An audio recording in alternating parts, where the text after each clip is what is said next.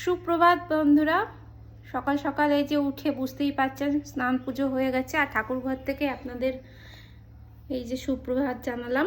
আশা করি আজকের দিনটা সবার মঙ্গলময় হোক যারা আমার এই ভিডিও দেখছেন। আজকে তো একাদশী, বুঝলেন, আমি কোনোদিন একাদশী করি না, জানিও না নিয়ম কানুন। হঠাৎ আজকে আমার মন গেল যে একাদশী করব।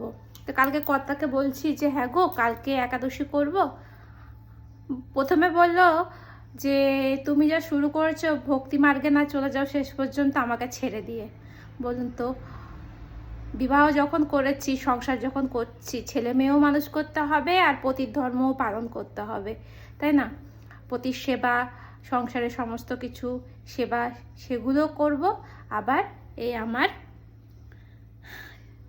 আরাধ্য দেব দেবীরও সেবা করব।